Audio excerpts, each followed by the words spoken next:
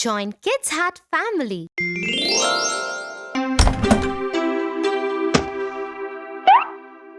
Ten, 20, 25, 45.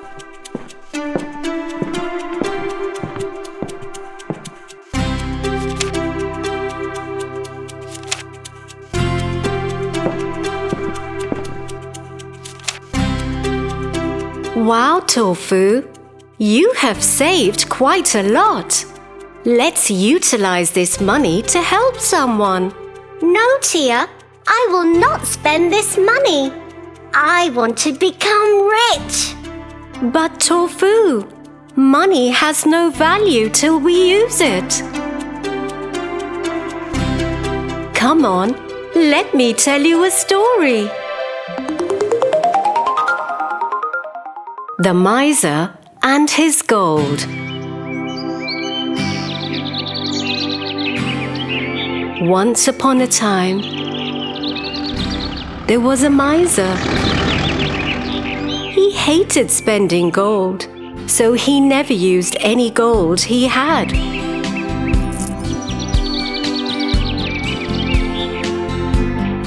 He had dug up a hole and used to bury the gold near the tree in his garden.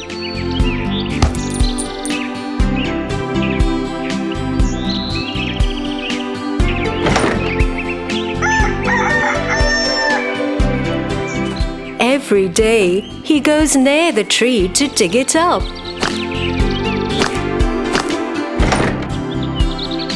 And look at the gold happily.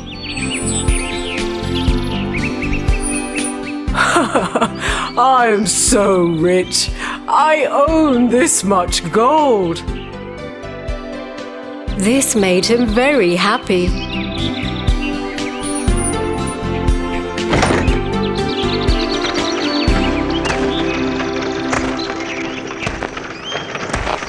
One day, a passerby saw him digging up and happened to see the gold hidden by him. Gold under the tree? I should wait till it gets dark.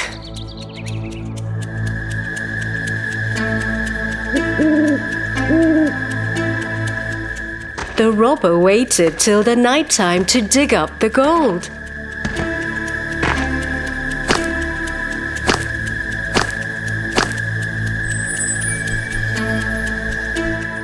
He took all the gold buried under the tree.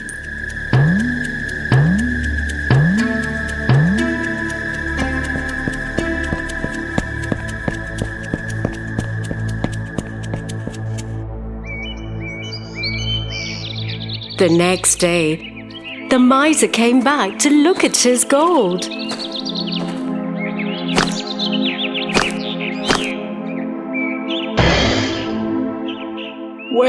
Where's my gold? Where is my gold? The miser dug a big hole where he used to hide his gold, but he couldn't find any gold in the hole.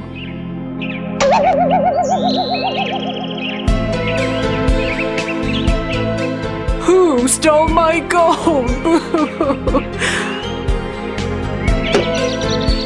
Listening to the miser crying, all his neighbors came running to his house.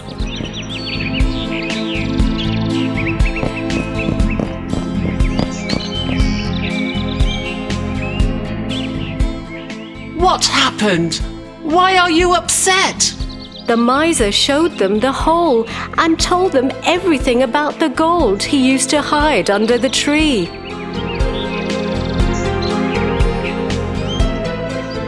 Did you ever spend any of your gold? No, I would only dig it up. Looking at it made me happy. You never used anything at all? The gold was of no use to you because you had it in the ground. Just look into the hole and think that the gold is still inside it. Then you can be as happy as you were before. Neighbors started to laugh and left him with the empty hole.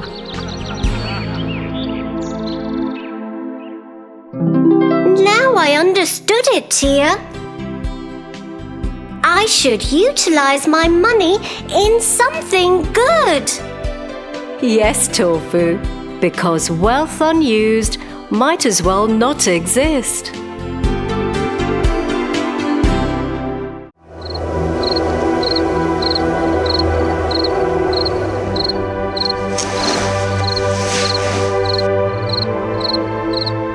Tia, today Jim and I had a fight. Oh, that's bad. What happened? I thought Jim is your friend. He was, but today he did not support me on the poster competition concept I wanted to present to my teacher. He thought that it might be too easy. He is my friend. He should have agreed with me instead of behaving like Tom and Ben, who are always mean. Was he right? Yes, he was. The idea was too easy, but still, he should have agreed with what I was saying. Oh, Emperor Tofu, that is very bad. Why are you calling me Emperor? Because you are behaving like this emperor from my story.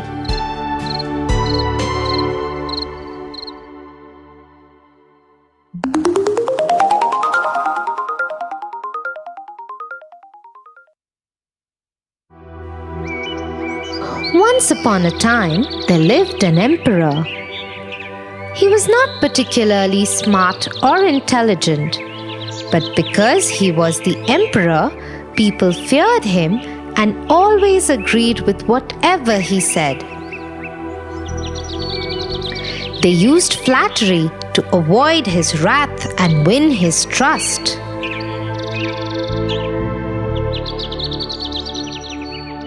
Your Majesty, as always, you are right. Your Majesty, you have made the wisest decision possible. Because the emperor was so foolish, he never understood the difference between an honest compliment and flattery. He thought that his public loved him and that he was the best. He lived in his ego and vanity. One day, his head minister, who was truly a wise man, disagreed with him in open court.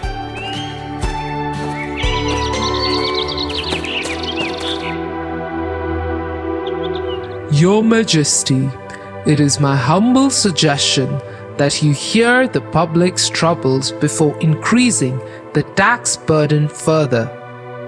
Doing so will make you a more beloved king.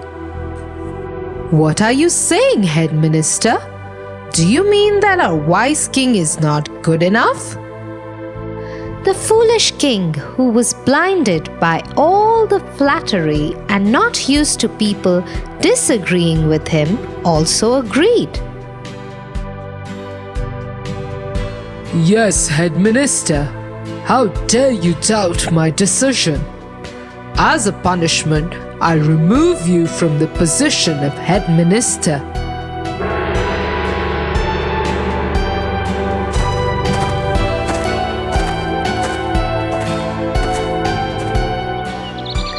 Disgraced by the events of the day, the head minister went home sad.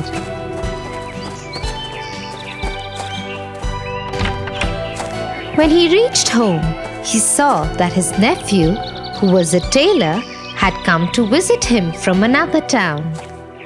Just like his uncle, the nephew was a wise man. The head minister told him what had happened in court. Don't worry, uncle. One day, Emperor's vanity shall crash.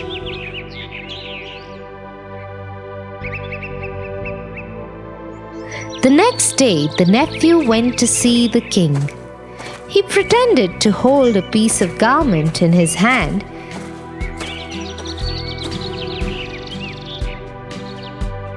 and said to the emperor, Your Majesty, I have just returned from my travels around the world. When I was in Old Market of Persia, I saw this beautiful piece of cloth and immediately thought of you. I have brought it with me to make a new robe for you. It is the most beautiful cloth ever made. The emperor could not see the cloth, but his ego did not allow him to confess it. He looked at the remaining ministers and asked them what they think of the cloth. The ministers couldn't see the cloth either, but decided to lie to the emperor again. It is very beautiful, sir. Yes, I agree. It will look fantastic on you. Though the king could not see the cloth, he thought that since his ministers thought that it would look very nice on him, he would go ahead and order for it. Yes, it is beautiful indeed.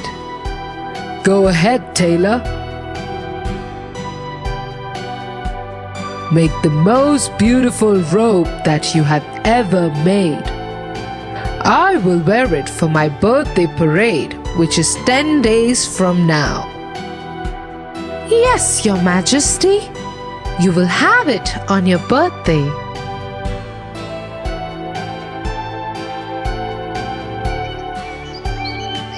And so the fateful day came. It was the emperor's birthday. The tailor went to the palace early morning, pretending to hold a robe in his hand. Throughout, he behaved like he was carrying something beautiful and delicate.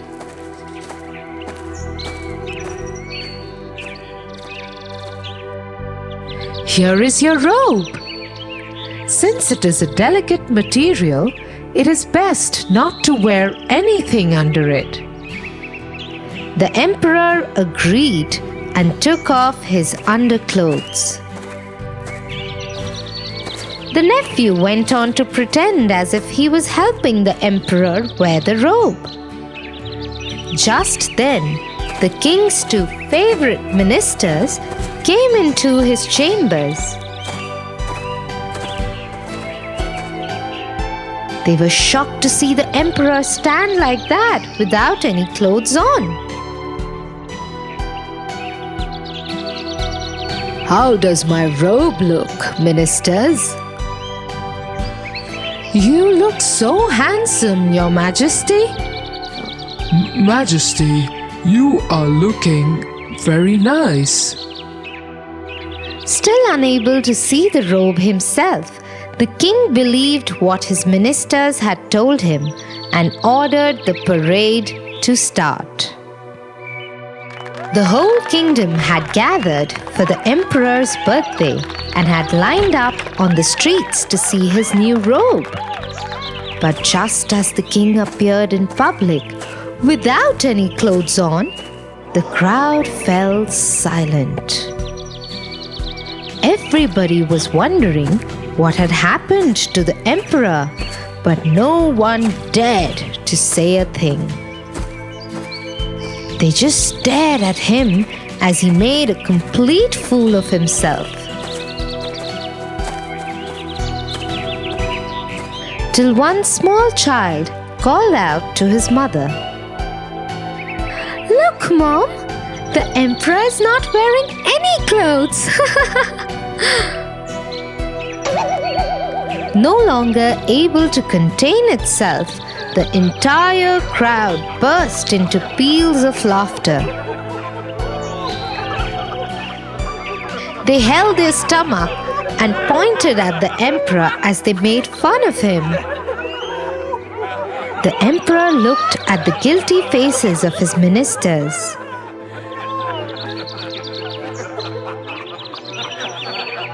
And sad face of his head minister, who was upset to see the king being made fun of.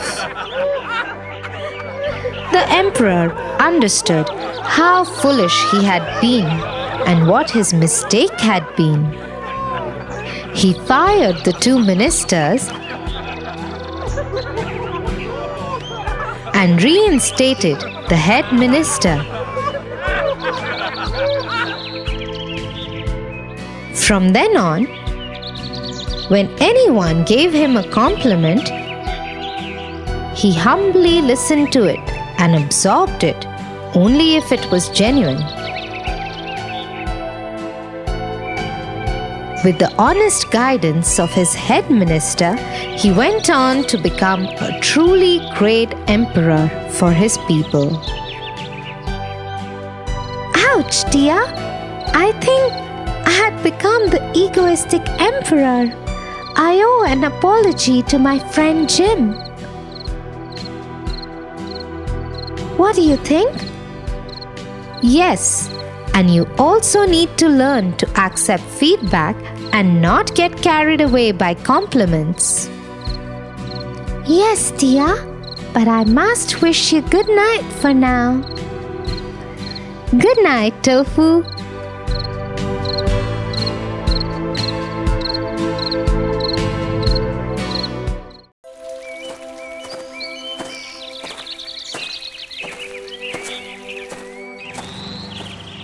Our gardener is so rude. I am never going to talk to him again. Maybe you should try to be nicer to him, Tofu. Perhaps he has no friends and feels lonely. Yes, he doesn't talk to anyone. Hence, he has no friends. Why would anyone talk to someone who doesn't talk to them? That's not what Heidi did. Who is Heidi?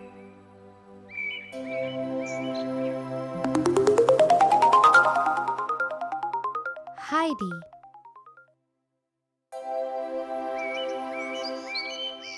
There lived a little girl called Heidi. She lived with her aunt in the village. Once it happened that Heidi's aunt had to go to the big city for work. She would be gone for a long time. So she decided to leave Heidi with her grandfather, who lived alone on the mountain. Heidi's grandfather, a carpenter named wasn't a friendly person because of some experience in his past. He didn't like to talk to anyone, and that is why he lived all the way up in the mountains. And now Heidi had to live with him. Bye-bye, Heidi. Be a good girl. Bye, Auntie. Hello. My name is Heidi. Heidi waited a while, hoping that her grandfather would talk to her. When she realized he wasn't going to, she decided not to disturb him, and instead she went out to see the mountainside. She had never seen such vast lands of green. She fell in love with her new home immediately. She lay down next to a bed of daffodils under the open sky and smiled to herself. That's when she heard the goats with bells around their neck.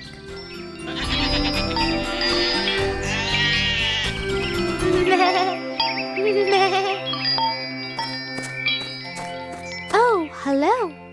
Where did you come from? I brought them here to feed, like I do every day. Where did you come from? Hello, my name is Heidi.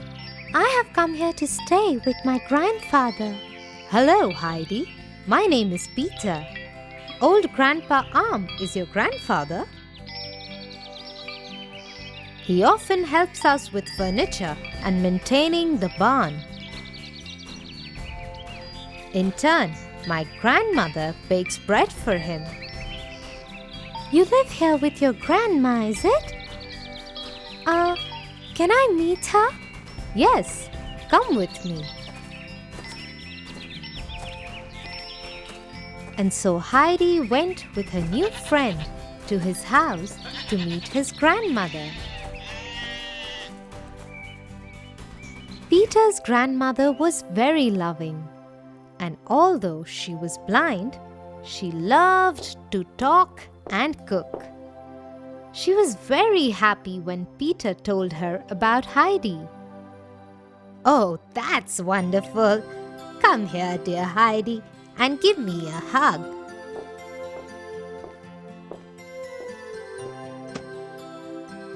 Are you hungry? Well, come, I will make you some special soup. Heidi spent the rest of the day at Peter's house and learned how to make special soup from his grandmother. Heidi asked her if, like Peter, she too could call her Granny, and she was delighted when she agreed. When it was evening, she said goodbye to them and went back to her grandfather's house.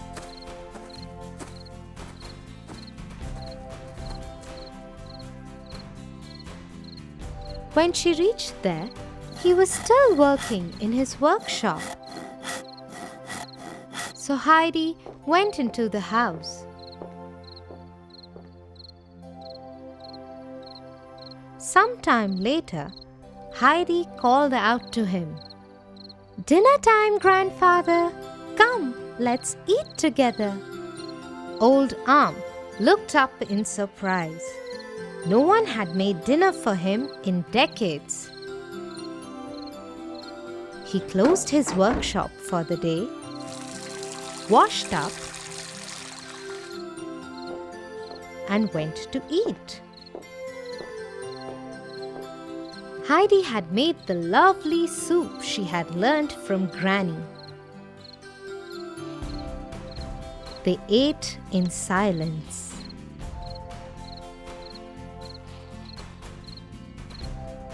And although her grandfather liked the soup very much, he didn't say anything.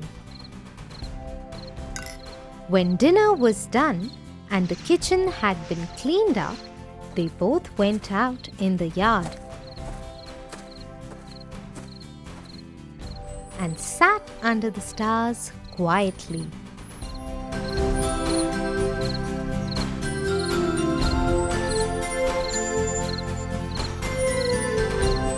After some time, Heidi started feeling sleepy, and so she kissed Arm goodnight and went to sleep. Arm had not experienced so much love in many years, and so he sat there with tears in his eyes for a long time.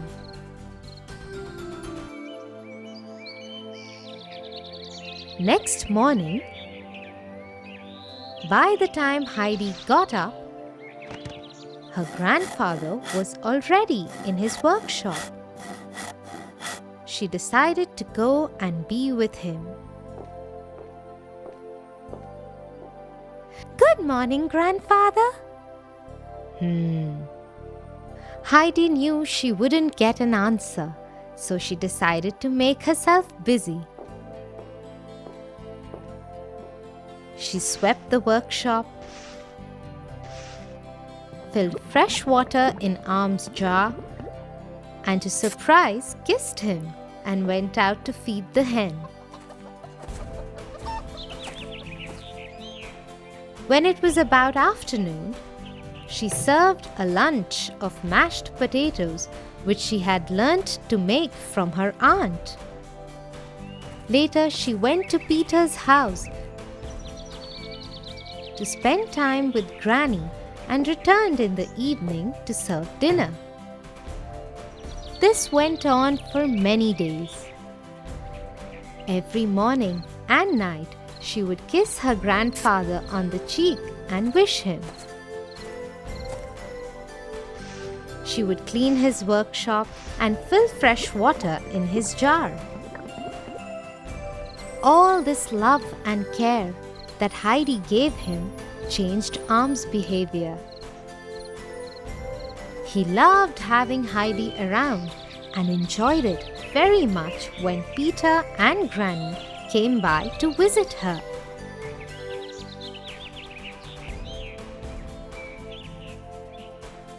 One day, upon Heidi's insistence, he even took her to the village.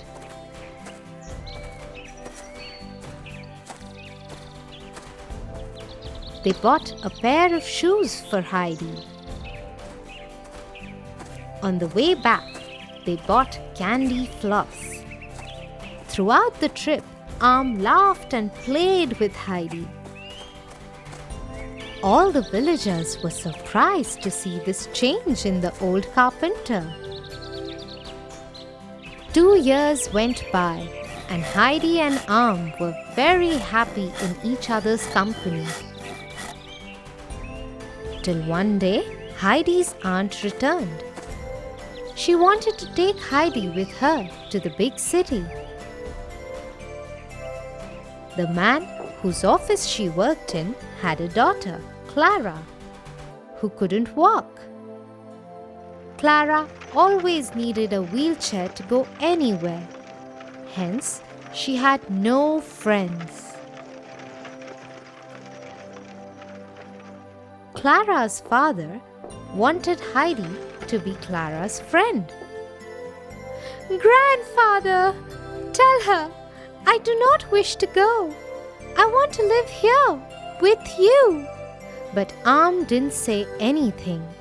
He knew that Heidi would have a much better life in the big city. And so Heidi left her grandfather, Peter, Granny, and the mountainside to live in the big city. She was straight away taken to the mansion where Clara lived. There, she met Clara's father. He was a very kind and loving gentleman who loved Clara very much, but often had to travel a lot for business. During these times, he left Clara in the care of her grandmother and a rather stern housekeeper. "Hello, Heidi. I am Clara's father. I wanted to thank you for coming here. I am sure you will like living here with Clara. If you ever need anything, please let me know. Now come, I will take you to Clara's room."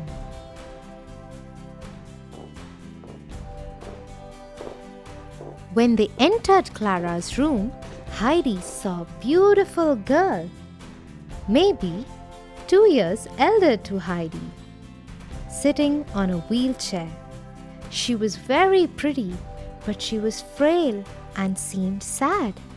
The housekeeper pushed the wheelchair forward towards Heidi. "Clara, this is Heidi. She will live with us now. I will see you both in the evening now. Bye-bye." Saying so, he and Heidi's aunt left to attend their business. For a while, Heidi didn't know what to say to Clara. "My friend Peter has many goats. Sometimes I can't make out whether he controls the goats or they control him." Hearing this, Clara also broke into giggles, and Heidi immediately knew that they were going to be very good friends.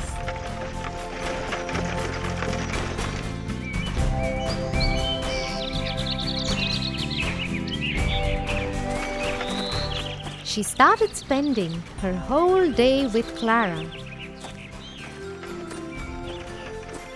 She would tell her many tales of the mountains, while Clara would tell her about the different cities she had stayed in after her mother had passed away.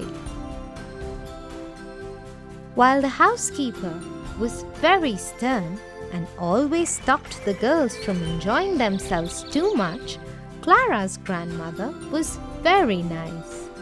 She even taught Heidi how to read. Everybody who met Clara now noted how happy she looked.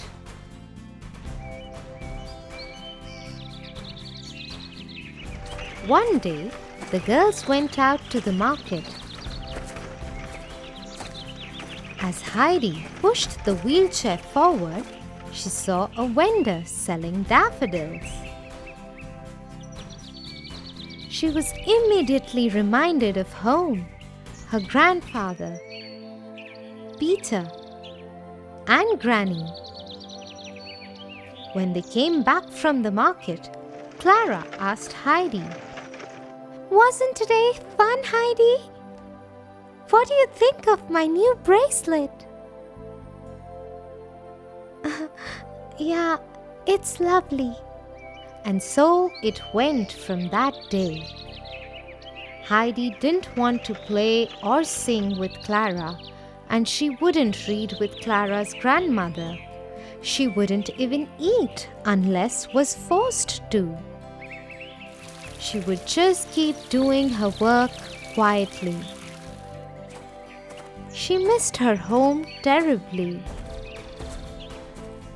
and her heart broke every time she looked out of the window and saw buildings and towers instead of mountains and sky. This went on till one day she fell terribly ill. Clara's father called the doctor right away.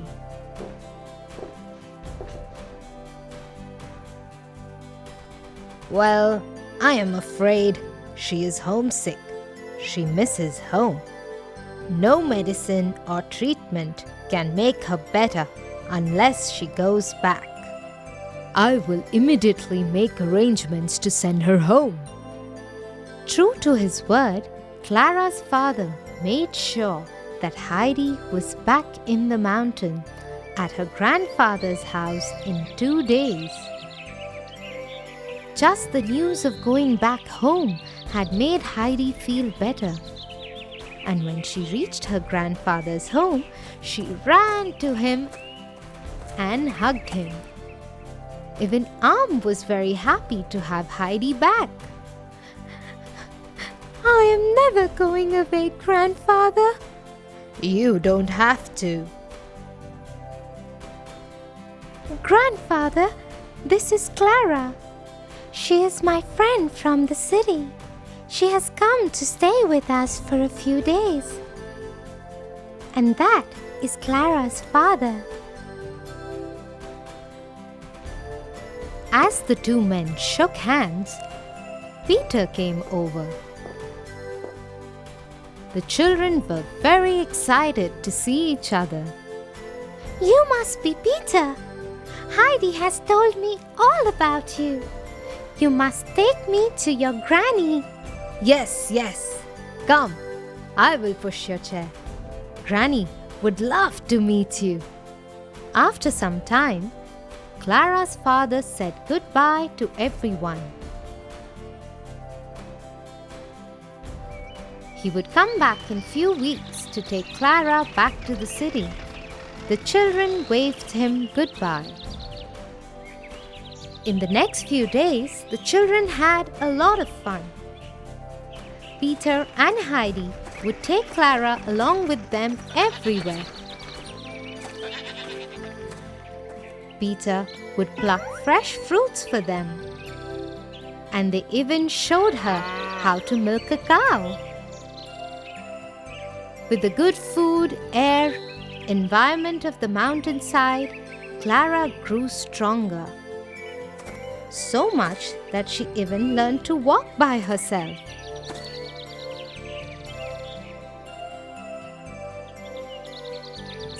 it was time for Clara's father to come and take her away. When he came, she surprised him by walking up to his carriage. "Oh, my darling, I am so happy." As they left, everybody was happy. There was no sadness in anyone's heart. "Bye-bye. I will visit you soon." "I will too. Goodbye. Take care." So you see, Tofu, when you are kind and loving towards someone, you can change their whole life. Yes, Tia. Thank you for teaching me this valuable lesson. Perhaps I will take some chocolates for the gardener.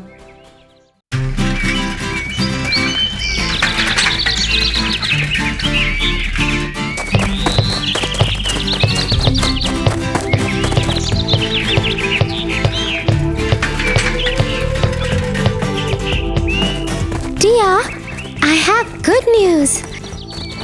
Really? What is it, Tofu? Tell me quickly. I have the option to become a part of either of the teams. Both teams want me for the next week's match. That's wonderful.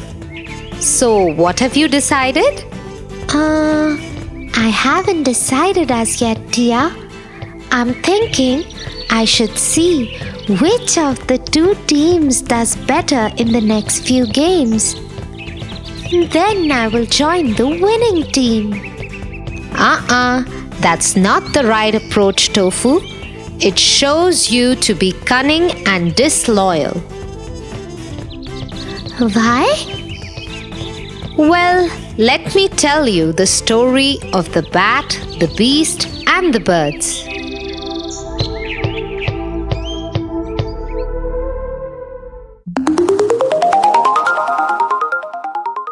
The bat, the beasts, and the birds.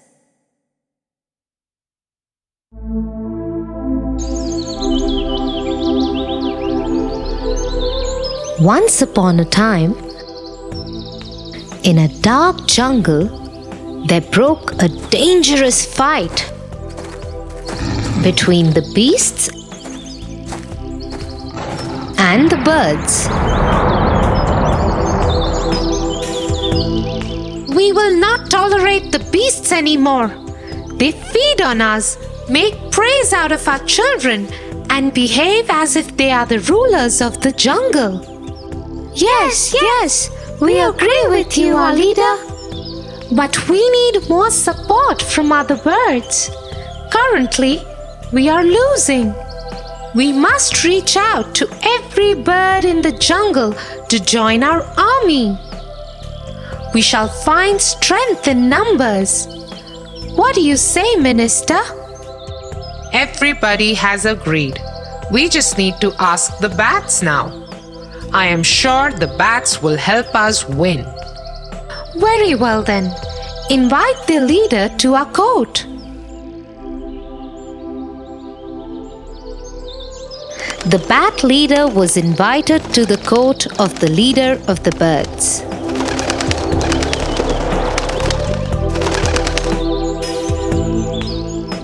Bat, we are in a war against the beasts.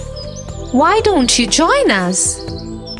The bat leader wasn't sure that it wanted to join an army that was losing. I am honored by your offer, but I am afraid I cannot join you. I am, after all, a beast.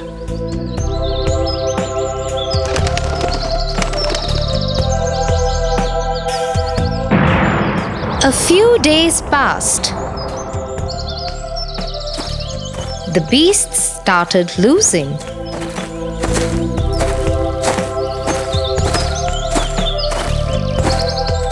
We need to grow our army, otherwise the birds will defeat us.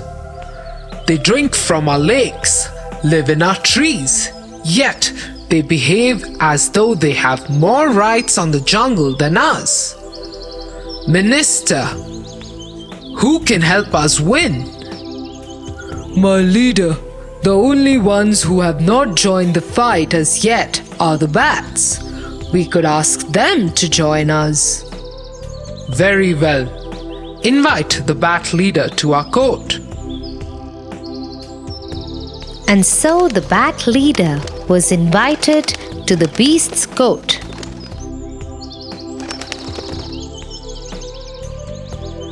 Bat, the war between the bird and the beasts of the forest is at its peak now. Whoever wins this last battle shall win the war and rule over the jungle. Why don't you join us and help us win? You too will rule the jungle along with us. But the bat was once again unsure that it wanted to join the losing side with the beasts. I am honored by your offer, but I cannot join you as I am a bird.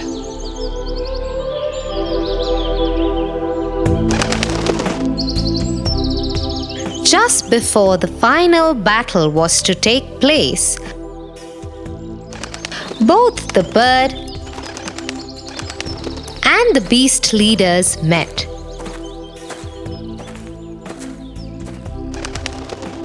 They were both upset by the losses their armies were suffering and decided to make peace with one another. The war was called off. We will not fight anymore. Yes, we will live in peace now. The whole jungle celebrated the new peace in the land.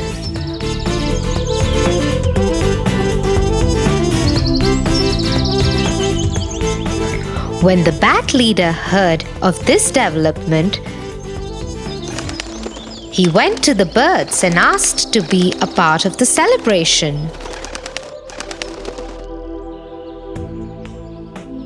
But the bird leader remembered how the bat leader had refused to help the birds during the war and turned him and his kind away. No bird would even talk to them now. The bat leader knew that if he took his people to the beasts, they would simply tear them apart. And so he did not approach them. Hence, he and his entire kind lived in isolation without any friends in the jungle. Oh, I don't want to be alone, Tia. In that case, Tofu, you should not behave cunningly like the bat leader, and you should inform the team that you want to join right away. Yes, Tia, I will do that right away. Thank you, Tia, for making me understand this.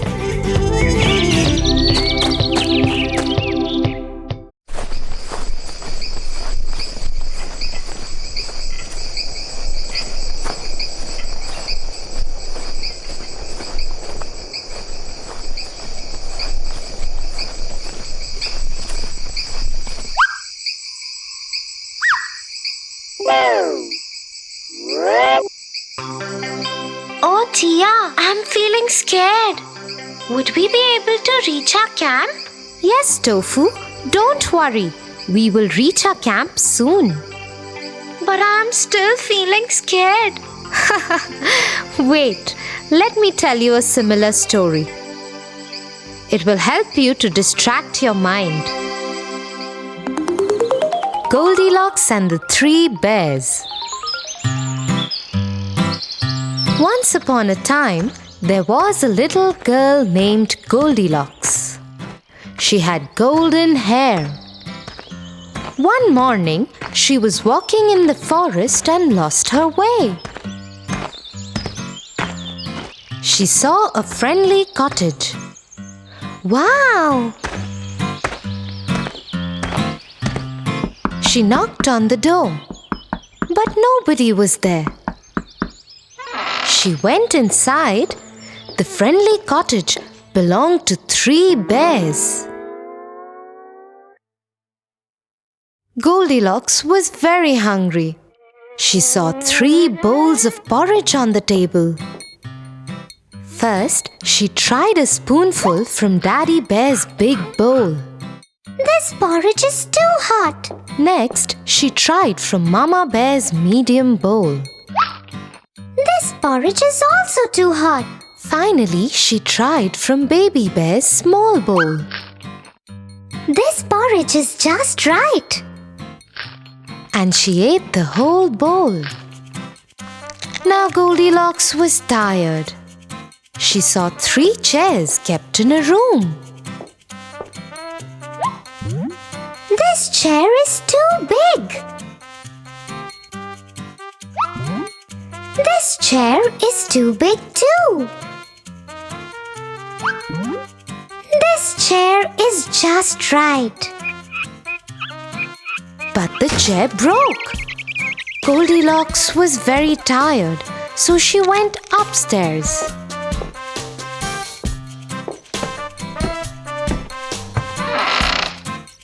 She saw 3 beds in the room. She sat on the first bed and thought, This bed is too hard. This bed is too soft. This bed is just right. Soon the 3 bears came home. Who's been eating my porridge? Asked Daddy Bear. Who's been eating my porridge? Asked Mama Bear. Who's been eating my porridge and eaten it all up? Cried Baby Bear.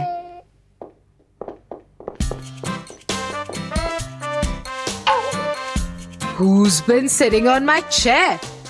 Daddy Bear howled. Who's been sitting on my chair?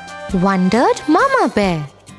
Who's been sitting on my chair and it's broken? Cried Baby Bear.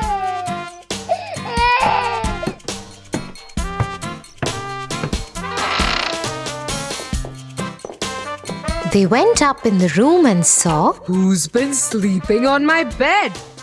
said Daddy Bear. Who's been sleeping on my bed? Said Mama Bear.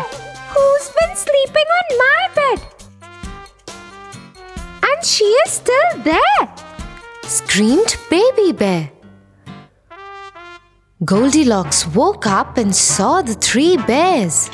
She was so frightened that she jumped out of the bed and raced through the forest. And she never came back.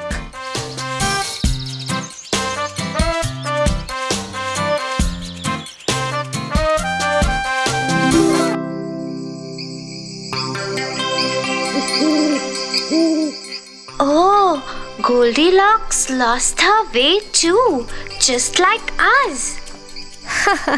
No, Tofu, we have not lost our way.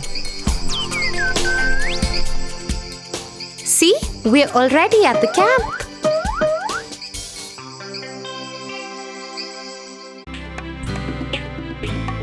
For your favorite rhymes, stories, and more, join Kids Hat family. Subscribe here.